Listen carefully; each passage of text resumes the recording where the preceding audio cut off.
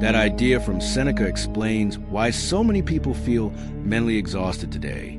Because maybe your life is not destroying you. Maybe your mind is. Maybe the real battle is not outside. Maybe it is the endless thinking, the fake scenarios, the fear of the future, the memories that replay at night. And the scary part? Most of the things you fear never even happen. Yet your mind still suffers as if they did. So in this video, we're going to talk about why overthinking slowly destroys peace, why depression can make life feel empty, why modern people feel mentally lost, and how Stoicism teaches you to regain control of your mind. Because the Stoics believe this. A peaceful mind is not built by controlling life. It is built by controlling yourself. And that brings us to the real problem. If you clicked on this video, chances are you are mentally tired. Not lazy, not weak, just tired. You wake up with pressure in your chest. Your mind keeps running even when nothing is happening. You overthink conversations after they end. You compare yourself to others. You feel behind in life. And slowly, things stop feeling enjoyable. You smile less. You lose motivation. You isolate yourself more. You start feeling disconnected from yourself. The dangerous thing about depression and overthinking is that they usually arrive silently. At first, it is just stress. Then it becomes constant worry. Then one day, your own thoughts become heavier than reality. And once that happens, the mind starts creating suffering even during peaceful moments. But why does this happen? Why do some people feel trapped inside their own heads? The Stoics had an answer for that too.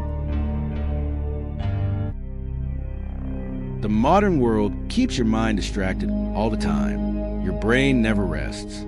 You scroll constantly. You compare constantly.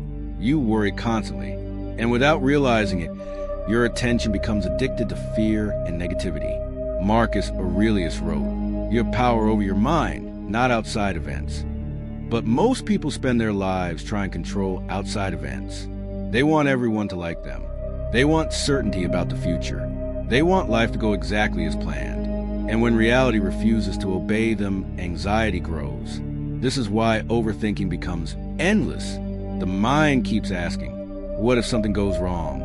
Because deep down, it is trying to control a future that does not exist yet. And eventually, that mental pressure turns into emotional exhaustion. But this is where Stoicism becomes powerful.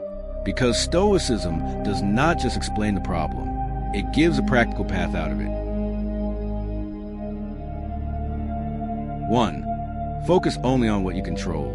The Stoics believe peace begins when you stop fighting things outside your control.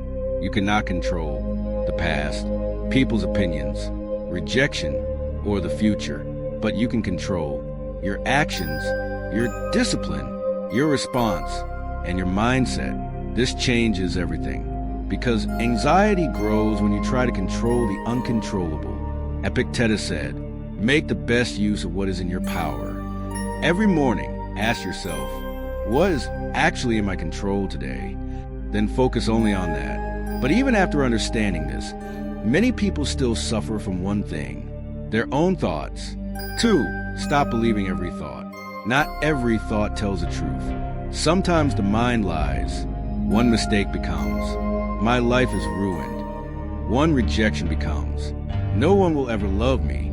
One bad moment becomes, I will never recover. But these are interpretations, not reality.